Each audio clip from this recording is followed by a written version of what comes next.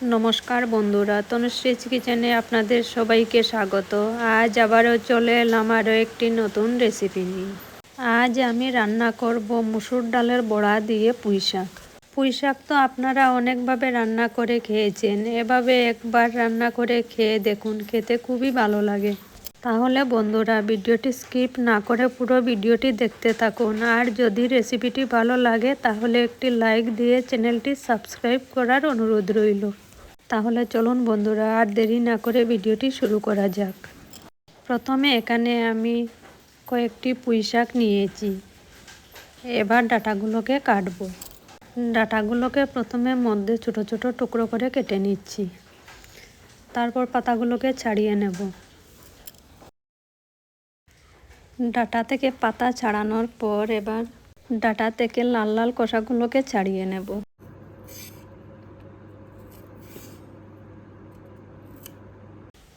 খোসাগুলো এইভাবে ছাড়ানোর পর এভাবে ছোট ছোট টুকরো করে ডাঁটাগুলোকে কেটে নেব।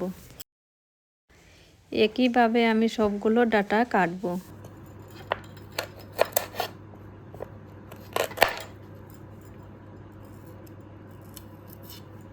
একইভাবে আমি সবগুলো ডাঁটা কেটে নিয়েছি। এবার অন্য একটি পাত্রে নামিয়ে নেব। ডাঁটাগুলো নামিয়ে নেওয়ার পর এবার পাতাগুলোকেও এভাবে ছোট ছোট টুকরো করে কাটবো।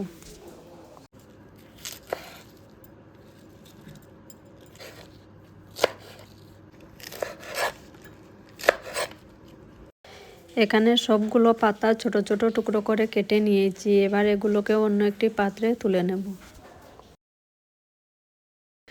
পুঁই শাকের ডাঁটা আর পাতাগুলো কাটা হয়ে গেছে। এবার এখানে আমি নিয়েছি দুটো মিডিয়াম সাইজের আলুগুলোকে আমি খোসা ছাড়িয়ে নিয়েছি। এবার এগুলোকেও ছোট ছোট করে কাটবো।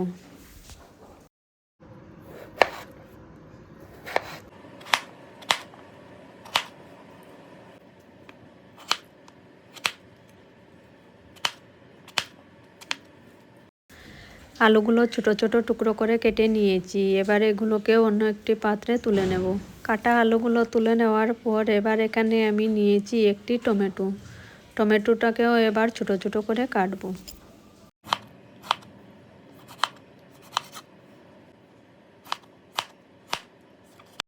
টমেটোটাকেও ছোট ছোট করে কেটে নিয়েছি। এবার এগুলোকেও একটি পাত্রে তুলে নেব।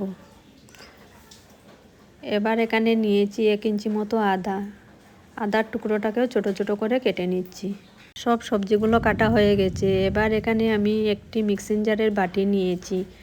বাটিতে নিয়ে নিচ্ছি ভিজিয়ে রাখা মুসুর ডালগুলোকে আমি 2-3 ঘন্টা মতো ভিজিয়ে রেখেছিলাম। এবার এর মধ্যে দিয়ে দিচ্ছি অল্প জল আর 2টো কাঁচা লঙ্কা। এগুলোকে একটি পেস্ট বানিয়ে নেব। পেস্ট বানানোর পর এগুলোকে একটি প্লেটে নামিয়ে নিচ্ছি। ডালগুলো নামানোর পর বাটিটা ধুয়ে নিয়েছি। এবার বাটিতে নিয়ে নিচ্ছি 1 চামচ সাদা সর্ষে আর নিয়ে নিচ্ছি 2 চামচ পোস্ত। সর্ষে আর পোস্ত দেওয়ার পর ঢাকা লাগিয়ে শুকনো গুঁড়ো করে নেব। পোস্ত আর সর্ষেগুলো শুকনো গুঁড়ো করে নিয়েছি। এবার এর মধ্যে দিয়ে দিচ্ছি কেটে রাখা আদা আর দিয়ে দিচ্ছি 4-5টে কাঁচা লঙ্কা আর দিয়ে দিচ্ছি অল্প লবণ দিয়ে এর মধ্যে দিয়ে দিচ্ছি অল্প জল। এবার একটি পেস্ট বানিয়ে নেব।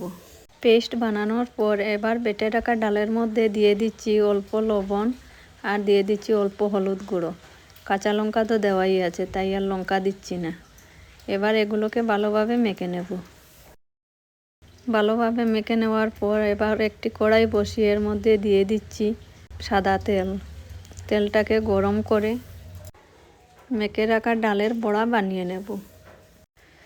বড়াগুলোকে আমি এভাবে ছোট ছোট করেই বানাবো। কয়েকটি বড়া তেলের মধ্যে ছেড়ে দিয়েছি। এবার নিচের দিকটা অল্প লাল হয়ে গেলে এগুলোকে পাল্টে দেব। এবার বড়াগুলোকে উল্টে পাল্টে লাল করে ভেজে নেব। বড়াগুলো লাল লাল করে ভেজে নিয়েছি। এবার এগুলোকে নামিয়ে নেব। বড়াগুলো নামানোর পর একইভাবে আমি সবগুলো বড়া বানিয়ে নেব।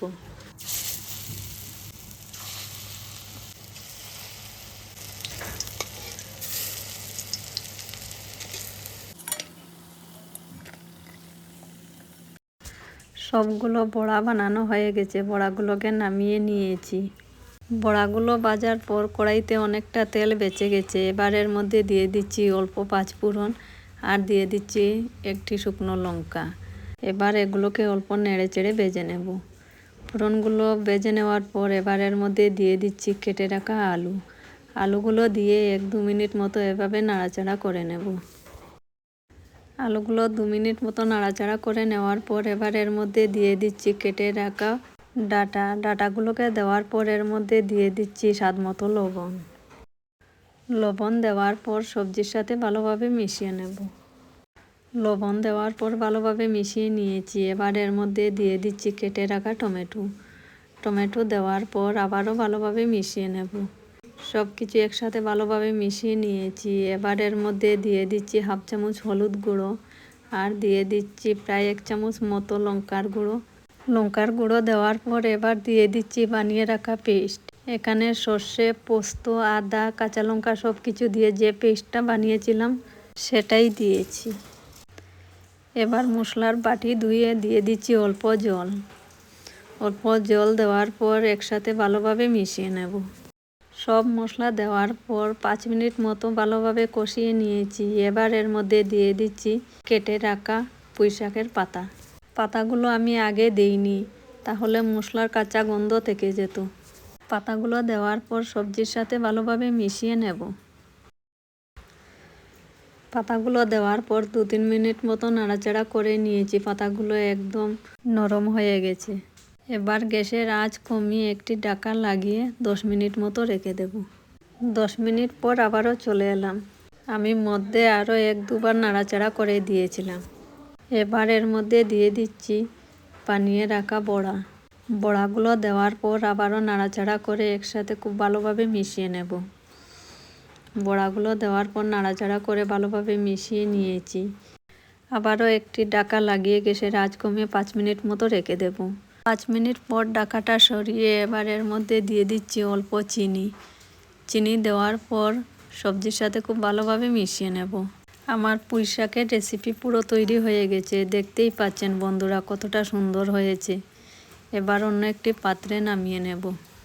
এভাবে পুঁইশাক করে রান্না করে গরম গরম ভাতের সাথে পরিবেশন করুন, খেতে খুবই দারুণ লাগে।